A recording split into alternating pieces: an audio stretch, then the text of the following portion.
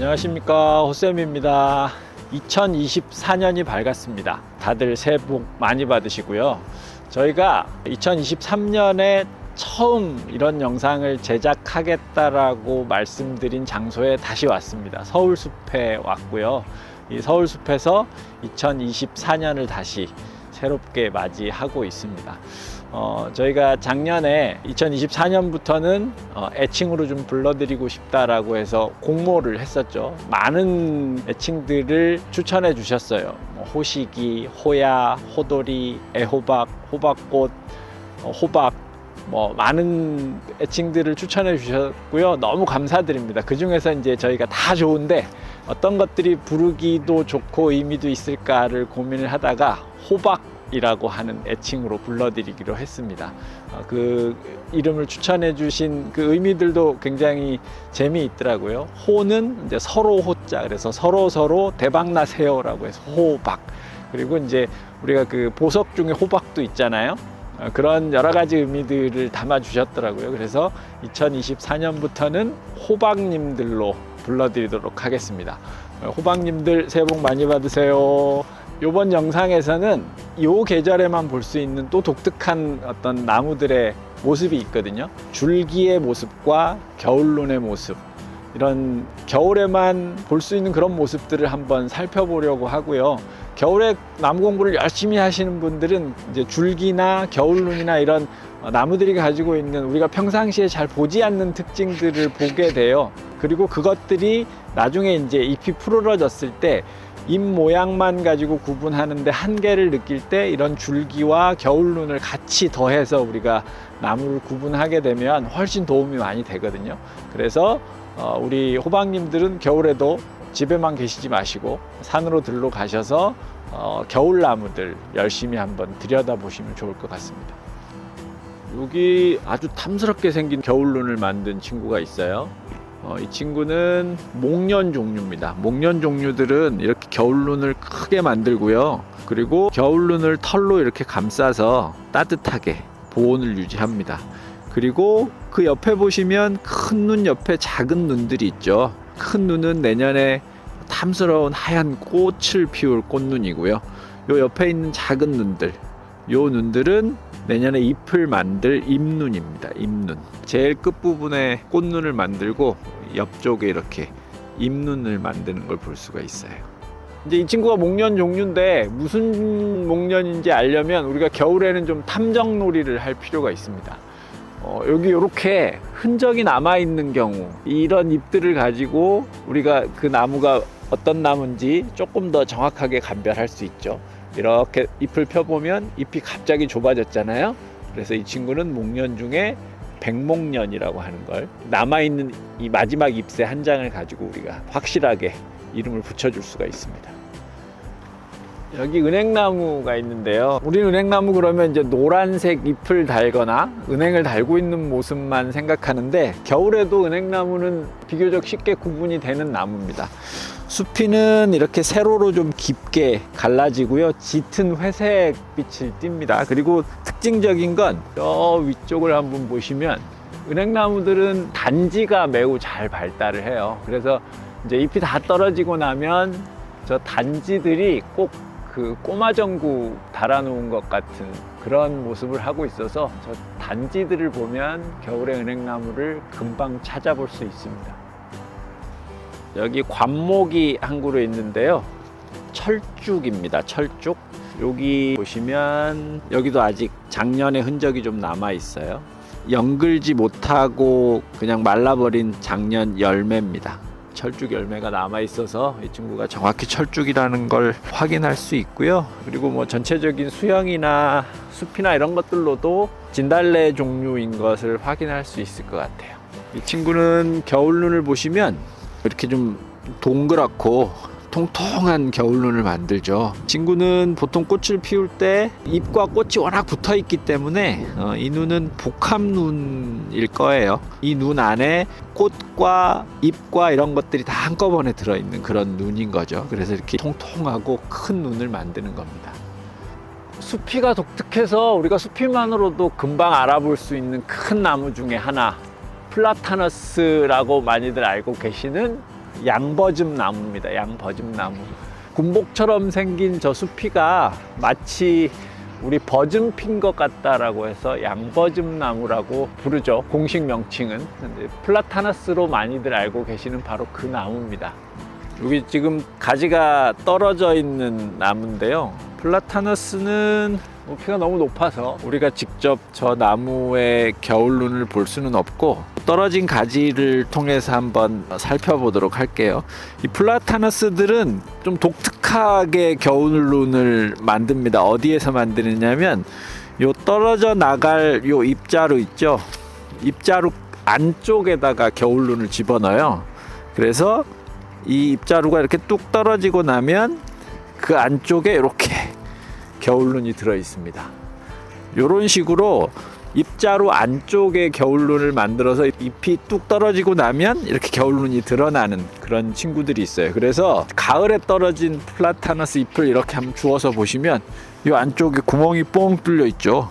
이 안쪽에 겨울눈이 숨어 있었던 겁니다. 그래서 잎이 뚝 떨어지고 나면 겨울눈이 뿅 하고 나오는 거죠. 여기 시원시원하게 생긴 참나무가 한 그루 있는데요. 지금은 비에 젖어서 숲이만 가지고 구분하기는 조금 어렵지만 갈참나무예요. 그리고 아직 달려있는 나무들이 있어서 자세히 한번 보시면 나뭇잎을 통해서 갈참나무라는 걸 확인할 수 있고요.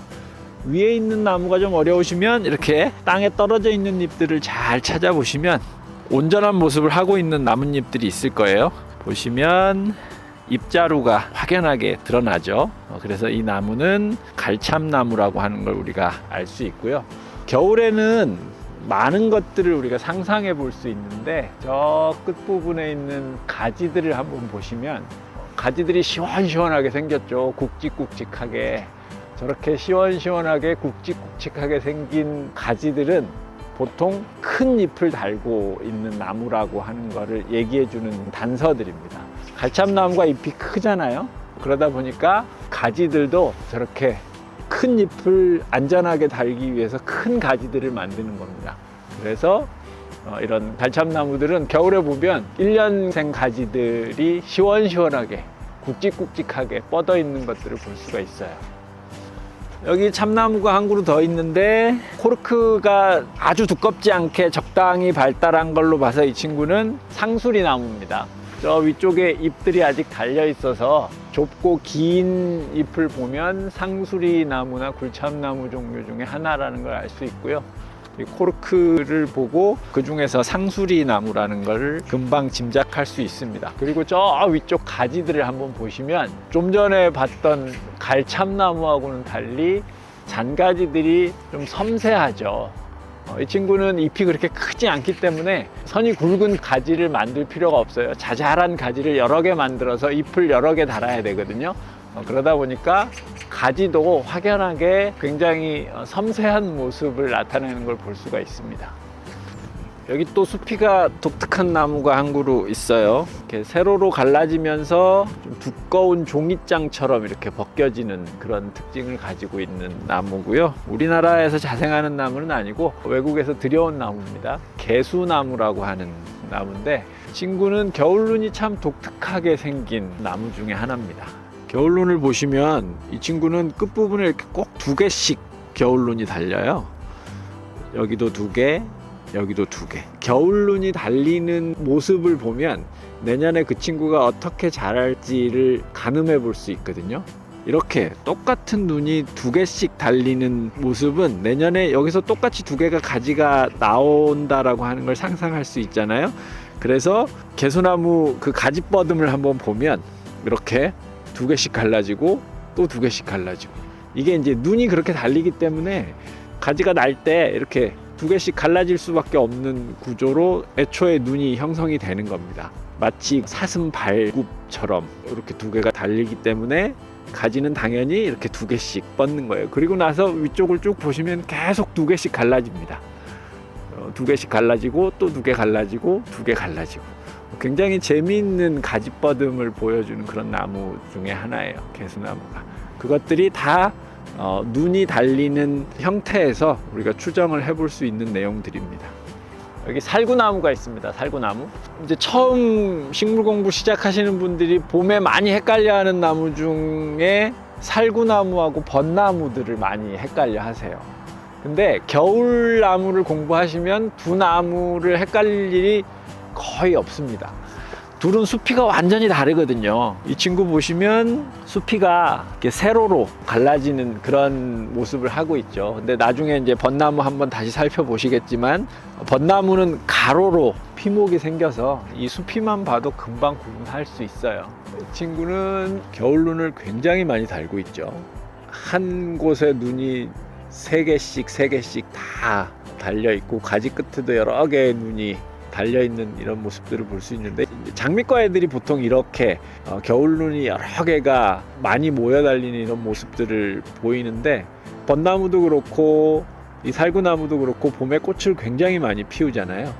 저렇게 눈이 많이 있어야 꽃들을 수북하게 피울 수 있는 겁니다. 저것들이 이제 하나하나가 다 꽃들이 되고 잎들이 되는 거죠. 그래서 이렇게 눈이 많기 때문에 봄에 우리가 탐스러운 살구꽃, 매실, 벚나무 이런 그 나무 전체를 꽃으로 뒤엎는 그런 장미과들의 모습을 볼 수 있는 겁니다. 이 친구는 벚나무입니다. 벚나무는 수피의 특징이 뭐냐면 이렇게 가로로 요 돌기 같은 것들이 이렇게 가로 무늬를 만들고 있죠. 요게 이제 피목이라고 하는 건데, 줄기가 숨을 쉬기 위한 그런 기관들이에요. 그 피목들이 이렇게 가로로 배열을 하게 됩니다. 그래서 가로무늬 피목이 이 벚나무의 특징이에요. 아까 살펴본 살구하고는 수피가 완전히 다르죠. 그래서 우리가 수피를 곁들이면 봄에 그 꽃만 가지고 살구나무와 벚나무를 헷갈려 하는 일이 없을 수 있어요. 그래서 수피를 열심히 들여다보시면 나무를 훨씬 더 쉽게 빠르게 구분할 수 있게 됩니다. 그래서 겨울에 잎 없다고 나무들 안 보지 마시고 열심히 보시면 내년 봄에, 여름에 훨씬 더 나무들을 구분하는데 도움이 많이 되실 겁니다.